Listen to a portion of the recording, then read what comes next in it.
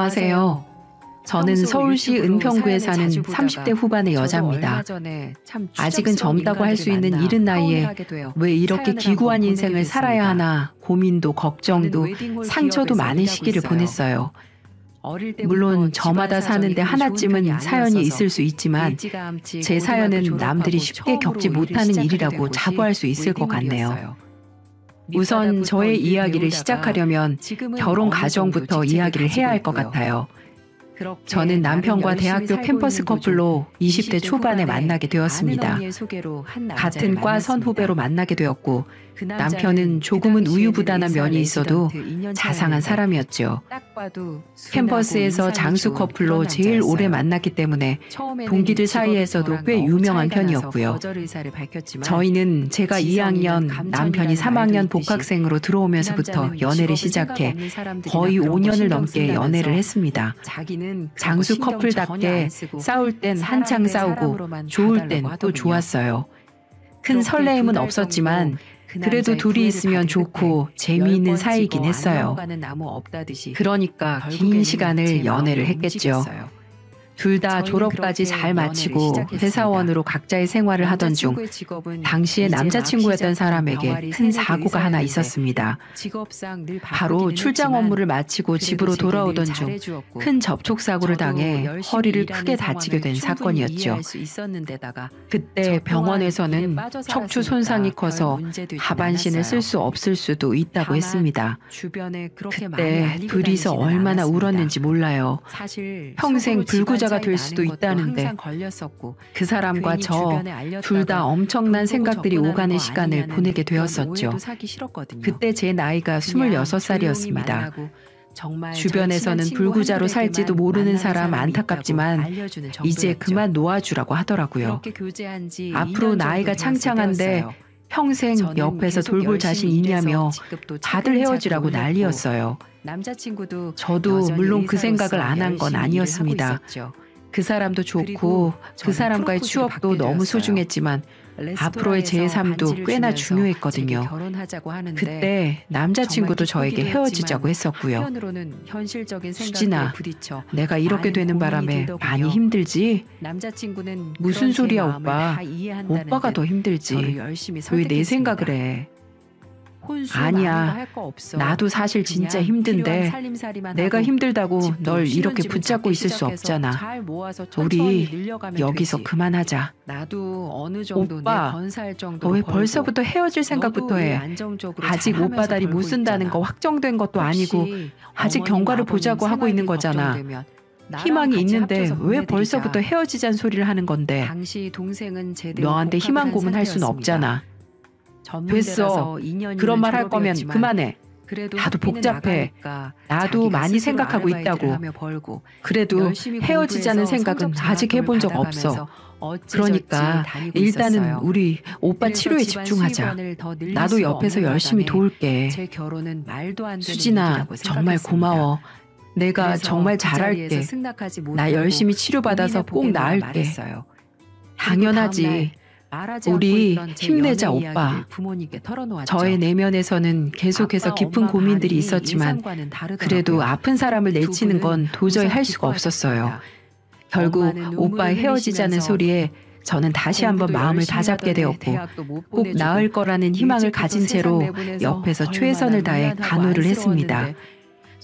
그때는 오빠의 부모님도 저에게 정말 잘해주셨어요. 아무렴 자기 자식이 불구자로 살 수도 있는 상황인데 젊은 여자가 포기하지 않고 옆에서 떡하니 버텨주고 있으니 얼마나 고마우셨겠어요. 예희야, 우리 수진이 정말 고맙다. 정말 고마워. 네 덕에 우리 명호가 마음 잡고 치료받을 수 있었어. 너는 모르겠지만 너 없을 때 우리 앞에서 죽어버리겠다고 얼마나 난리를 피웠는지 몰라. 네 앞에서는 차마 못했겠지만 왜 아니겠어요. 그 심정 충분히 이해해요. 어머니도 힘내세요. 그래야 오빠 다시 걸을 수 있을 때까지 옆에서 지켜줄 수 있잖아요. 그래. 아유, 우리 수진이는 꼭 내 며느리 삼고 싶어. 우리 명호 다 낳으면 둘이 꼭 결혼해. 알았지? 내가 부족해도 엄마처럼 대해줄게. 상견례 자리부터 갖자고 저희 부모님도 추진하게 처음에는 많이 말리셨어요. 세상에 어떤 부모가 아직 앞날이 창창한 젊은 딸을 아픈 사람 옆에 있게 하고 싶겠어요. 하지만 저는 나중에라도 너무 힘들면 꼭 그만두겠다고 약속하고는 계속해서 오빠 옆을 지켰습니다. 우여곡절이 참 많았어요. 중간에 진짜 포기해버리고 싶은 마음이 한두 번 든 게 아니었거든요. 하지만 그때마다 사랑하는 사람 한 명만 보고 참았습니다. 그리고 그 노력에 결실을 맺어 기적처럼 오빠는 2년 만에 재활치료까지 잘 마치고 걸을 수 있게 되었어요. 그 뒤로도 정상적인 생활을 하는 데까지는 시간이 조금 더 걸렸지만 평소에 일상생활을 하는 데는 전혀 지장이 없을 만큼 건강해졌습니다. 그 후로 오빠는 재취업을 포기하고 작은 회사를 하나 차렸어요. 다행히도 출장에서 돌아오는 길에 사고가 난 거였기 때문에 산재 처리가 되어 돈을 받은 게 꽤 많이 있었거든요. 그걸로 사업 자금을 보태서 작은 스타트업 회사를 차렸고 몇 년 만에 꽤나 잘 성장을 해나가고 있었죠. 어느 정도 안정권에 접어들고 나서 저는 남자친구에게 프로포즈를 받았습니다. 수진아, 내 인생에 이제 너 같은 여자는 없을 것 같다. 나랑 결혼해 줄래? 저는 그 자리에서 승낙을 했고 양가 부모님도 우리가 어떤 시간들을 보내는지 다 아셨기 때문에 바로 허락을 해주셨죠. 그 뒤로는 나름 순탄한 과정 아래 시까지 마칠 수 있었어요. 5년의 연애를 하면서 2년의 간호, 또 그 다음 2년이 넘는 시간 동안 남자친구가 사업을 하면서 안정권으로 들어오기까지 기간을 합하면 거의 10년이 가까이 되었어요. 그 10년 동안 우리는 연애를 했고 결혼으로 마침표를 찍었습니다. 그 후로는 이제 행복한 일만 남을 줄 알았어요. 그런데 사람은 역시 좋을 때가 있으면 힘든 때, 슬픈 때가 돌아가면서 온다고 하죠. 중간에 남편의 사업이 휘청거리기 시작하면서 꽤 어려운 시간을 보내야 되는 때가 찾아왔습니다. 그때 남편은 많이 힘들었는지 하루하루를 술만 마시면서 지냈어요. 여보, 또 술 마셨어? 문제가 있으면 해결할 생각을 해야지. 왜 자꾸 이렇게 술만 마시는 거야? 몰라. 다 몰라. 난 이미 망했어. 다 끝났다고. 다 때려칠 거야. 원래 이렇게 약해 빠진 사람이었어? 그 어려운 시간도 다 잘 보냈으면서 왜 이래 정말. 그딴 거 알게 뭐야. 저리 가! 가라고! 어머니, 무슨 일이세요? 남편은 심적으로 많이 힘들었는지 저한테까지 막대하기 시작했어요. 그것 때문에 하루하루를 눈물로 지새웠습니다. 이때 저도 힘든 시간을 보내면서 극심한 스트레스로 한번 유산까지 겪게 되었네요. 얼만큼 힘든 시간을 보냈는지 짐작이 가시겠죠. 그때는 저도 모든 걸 놓고만 싶었습니다. 아마 남자친구였던 시절의 남편을 간호하는 것보다 이때가 더 힘들었던 것 같아요. 하지만 사람은 또 완전히 나락으로 떨어지라는 법은 없더라고요. 원래부터 남편에 대한 기대가 컸던 저희 시댁은 온 가족이 다 뭉쳐서 사업 자금을 다시 마련해 주었습니다. 우리 도련님까지 다 해서 대출이나 전 재산을 다 모아 가족 사업으로 해서 남편의 사업에 힘을 실어 주었고 다시 자리를 잡아가게 되었어요. 어느 정도 안정기에 접어들기 시작하면서 남편도 다시 정신을 차리고 사업에 매진할 수 있었습니다. 그 뒤로 저는 직장을 그만두고 집안일에만 전념하면서 조금은 늦어진 아이를 갖는 일에 힘을 쓰기로 했죠. 우리 둘 다 아이를 너무 원했기 때문에 한번 잃은 아이를 빨리 털어내고 또 다른 천사를 기대하며 임신에 힘을 썼습니다. 그리고 저희 시어머니는 가까이에 살면서 저에게 정말 잘 대해주셨어요. 하루빨리 손녀든 손자든 보고 싶으시다며 임신에 좋다는 약도 지어다 주시고 맛있는 음식도 많이 만들어 주시면서 저를 정말 아껴주시고 챙겨주셨어요. 솔직히 그런 모습을 보면서 참 결혼 하나는 잘했다는 생각이 들었습니다. 근데 마음먹은 만큼 임신이 잘 되지 않더라고요. 병원에서 검사를 해봤더니 저는 임신이 조금 힘든 케이스란 이야기를 전해 듣게 되었어요. 처음에 아이를 가지게 되었던 건 정말 기적적인 일이었다면서 의사도 그때 낳았으면 더 좋았겠다는 말을 하더라고요. 하지만 그래도 요즘은 자연 임신이 어려우면 인공 수정을 해서라도 시도를 해볼 수 있는 방법은 여러 가지가 있으니까 같이 고민을 해보기로 했습니다. 그래서 저는 끝까지 희망을 잃지 않았어요. 그리고 일부러 남편과만 상의를 하고 시어머니에게는 말씀드리지 않았어요. 안 그래도 아이에 대한 기대가 크신 분인데 이런 이야기를 전해드리면 너무 실망하실 것 같았거든요. 그래서 우리끼리 노력을 해서 기분 좋게 손자 소식을 들려드리고 싶었죠. 하지만 제가 쓸데없는 생각을 했던 걸까요? 저는 임신은 뒤로 하고 더 청천벽력 같은 소리를 듣게 되었어요. 얼마 전부터 속이 좀 불편하고 몸이 힘든 느낌이 계속 있었거든요. 그냥 피곤하고 소화가 잘 안 돼서 그런가 보다 했는데 꽤 오랜 시간 지속되면서 몸이 불편한 게 더 심해지더라고요. 그래서 혹시 몰라 건강검진을 받았고 하는 김에 산부인과 검사까지 모두 받았습니다. 충격적이게도 저의 병명은 난소암이었어요. 평소에 자궁이나 연결된 기관들이 많이 약하다는 이야기는 들었지만 그래도 특별히 안 좋은 것도 아니었기 때문에 이 결과가 저에게는 더 충격으로 다가왔습니다. 처음에는 이걸 어떻게 헤쳐나가야 할까 고민이 참 많았어요. 무엇보다 저 같은 경우는 치료까지는 가능하지만 임신이 가능할지 여부는 그 과정을 지켜보면서 알 수 있다고 하더군요. 이게 무슨 청천벽력 같은 소리인 건지 저는 그 자리에서 통곡을 하며 의사 선생님께 하소연을 했습니다. 선생님, 저 아기 꼭 가져야 해요. 이대로 아기 없이 어떻게 살아요? 제발 저 좀 도와주세요. 선생님, 제발 부탁드릴게요. 환자분의 심정은 충분히 이해합니다. 일단 저희 쪽에서는 최선을 다해보겠습니다. 지금부터는 치료에 집중을 하시고 우선은 난소암을 깨끗하게 제거하는 게 더 큰 목표니까 같이 힘을 내봅시다. 남편분과도 잘 이야기하시고요. 저는 믿을 수 없는 현실에 거의 정신줄을 놓을 뻔했습니다. 왜 자꾸 내 인생에는 이렇게 힘든 일만 생기는 건지. 그날 저는 남편에게 가서 모든 사실을 다 이야기했어요. 여보, 나 얼마 전에 건강검진 받은 거 오늘 결과 나왔어. 그래? 어떤데? 괜찮대지? 있잖아, 나 난소암이래. 치료가 완전히 불가능한 상황은 아닌데 치료 결과에 따라서 임신이 좀 어려워질 수도 있나 봐.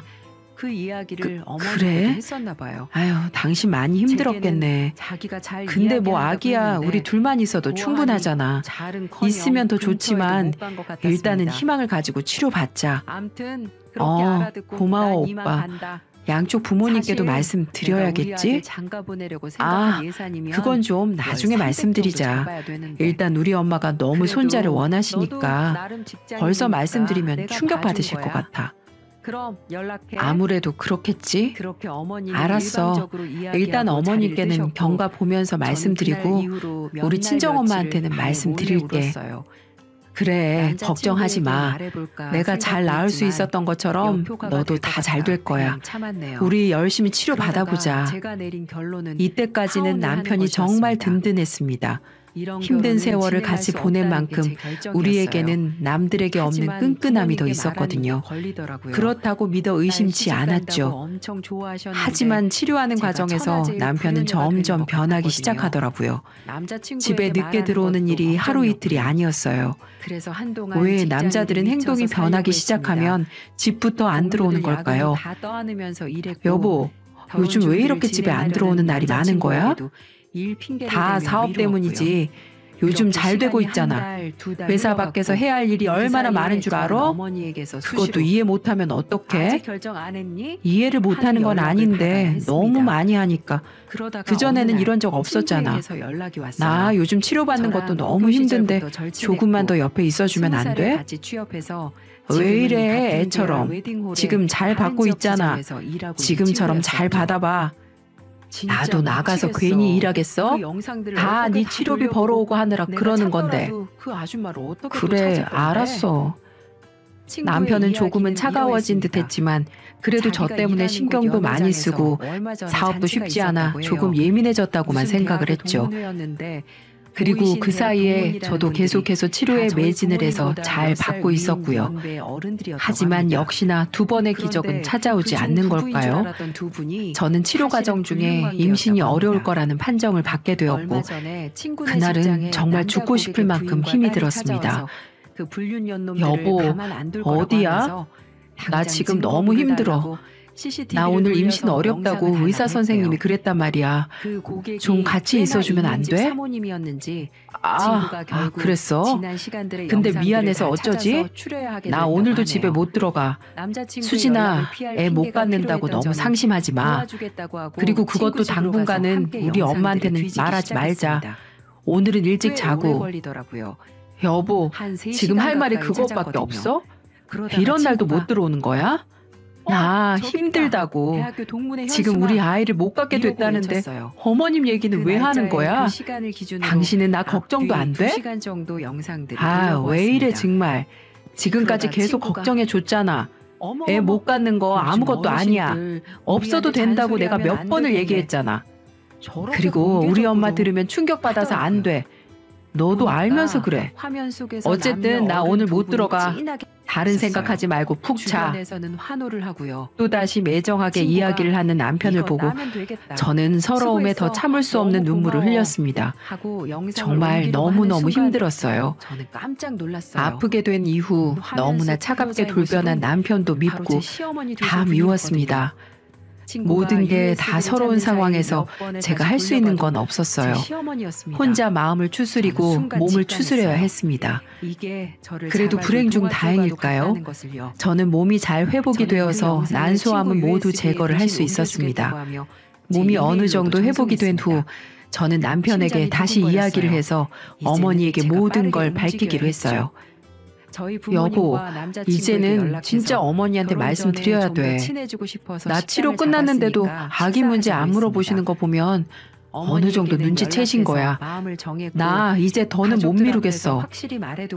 그래, 그럼 네가 알아서 말씀드려. 이번에도 또 나 혼자 알아서야? 왜 당신은 매번 같이 해줄 수 없는 건데? 나는 지금 바쁘잖아. 당신 진짜 왜 이렇게 애가 됐어? 나도 충분히 밖에서 힘들어. 힘들다고. 이제는 180도 변해버린 남편으로 인해서 저는 더 기댈 곳도 없었습니다. 그래도 시어머니만큼은 결혼 이후까지도 저를 많이 아껴주셨기 때문에 저를 품어주실 거라 기대를 했어요. 물론 치료를 받기 시작하면서 살짝 소원해진 건 사실이었지만 그때까지만 해도 저는 제 문제에 빠져서 어머니의 상태를 생각해 볼 겨를도 없었어요.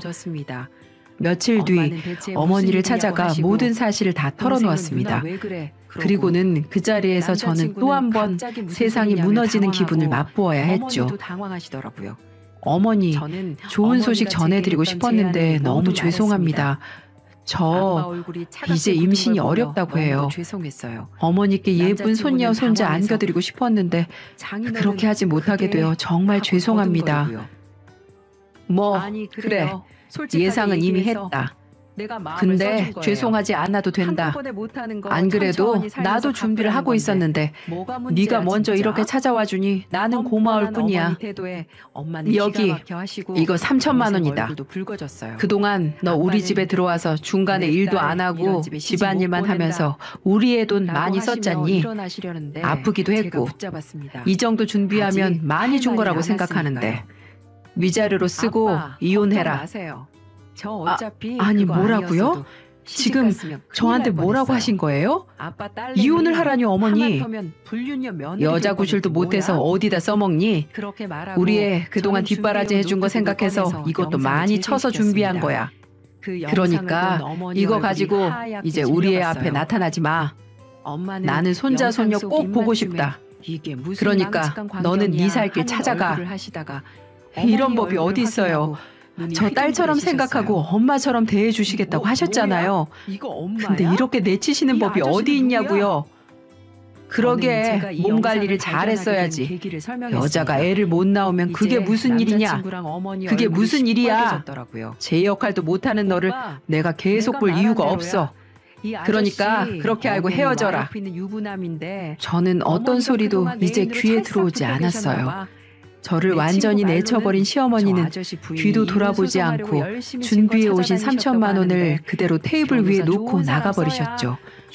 하염없이 눈물만 흘리며 모든 상황을 남편에게 가서 이야기를 했어요. 근데 이게 웬걸요? 남편도 똑같은 족속이었습니다. 미안. 나도 사실 너 진짜 같이 데리고 살아보고 싶었는데 나 솔직히 무서워. 너한테 암 옮을까봐 네 옆에 가까이 가는 것도 무섭더라. 미안한데 우리 여기까지 하자. 어차피 너도 다 완치됐고 나도 이제는 너랑 더 못 살겠어. 미안해. 이 말도 안 되는 일이 하루 사이에 다 벌어진 걸 보면서 저는 곧바로 한강으로 달려갈 뻔한 걸 꾹 참았습니다. 그리고 더럽고 자존심 상해 저도 더 이상 이들과 같이 살고 싶지도 않았고요. 그래서 저는 곧바로 합의해서 이혼을 해버렸어요. 위자료로 준비했다던 3천만 원도 한 푼도 남기지 않고 다 받았습니다. 그깟 몇 푼 안 되는 돈이라고 하더라도 저는 그거라도 보상이랍시고 받아야겠다고 생각했죠. 그 뒤로 정말 많은 시간을 방황을 했어요. 하지만 내 인생을 이대로 포기할 수 없다는 결론을 가지게 되었고 그 뒤로 7년 동안 독하게 마음먹고 정말 악착같이 살았습니다. 꼭 성공해서 보란듯이 잘 살고 싶었어요. 그렇게 돈을 모으고 대학 동기 권유로 여기저기서 투자를 받아 투자회사를 차리게 되었습니다.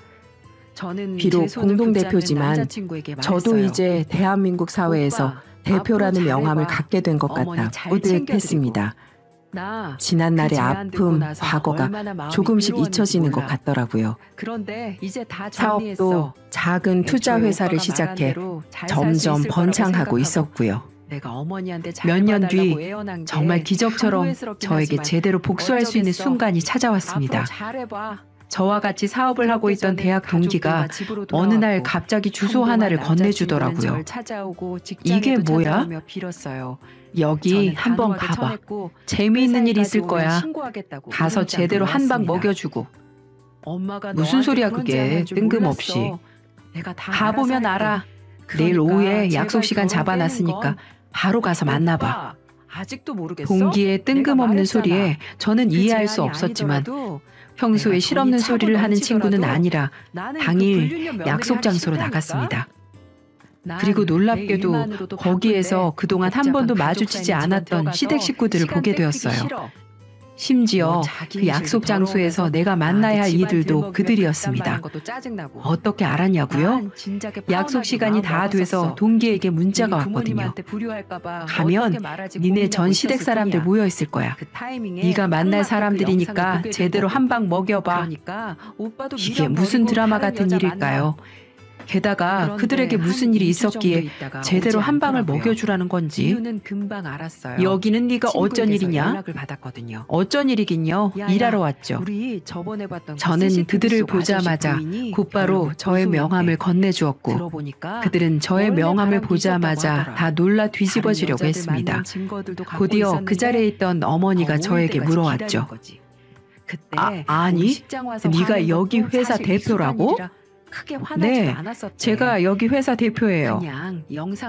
말도 안 돼. 내가 여기 대표를 직접 만난 적이 있는데 공동대표예요.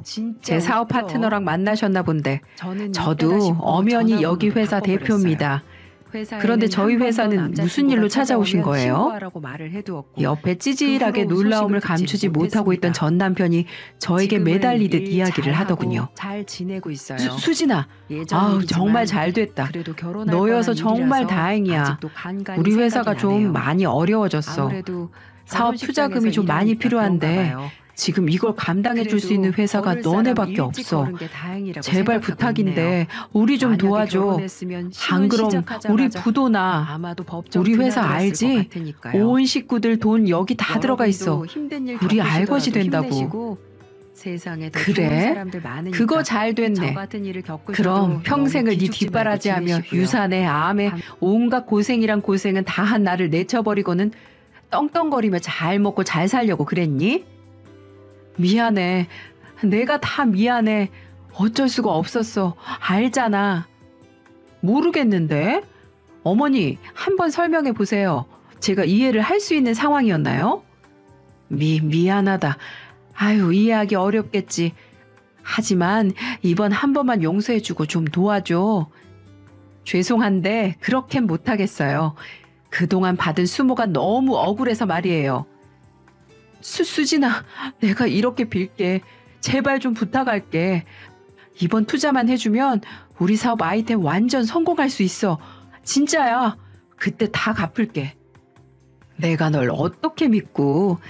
나 이제 당신 부인 아니고 사업가야. 내가 결과가 뻔히 보이는 투자를 왜 해야 하는데? 또 잘 되고 나면 뒤에서 입 닫고 손 씻을 줄 어떻게 알아? 아니야, 안 그럴게. 절대 안 그래. 아니, 못 믿겠어. 나도 미안한데 이번 투자 못 해줄 것 같네. 어디 한번 내 인생 망쳐놓고 너도 니네 엄마도 네 가족들도 싹 다 망해봐. 저는 매몰차게 이야기를 해놓고는 그들이 저에게 그랬던 것처럼 뒤도 안 돌아보고 그 자리에서 나와버렸습니다. 전 남편과 전 시어머니는 회사에까지 찾아와서 울고불고 무릎을 꿇고 난리도 아니었어요. 동기에게 들은 바로는 저와 이혼을 하고 나서 사업 아이템으로 하나 구상을 해서 여기저기 투자금을 다 끌어모아 시도를 했지만 결국 실패를 했고, 두 번째 아이템을 내놓게 되면서 제 동기를 찾아가게 된 거였더라고요. 둘 다 저와 마찬가지로 선후배로 얼굴을 아는 사이였고, 동문끼리 소식을 어떻게 들었는지 제 사업 파트너인 친구를 찾아간 거였습니다. 투자금을 부탁할 목적으로요.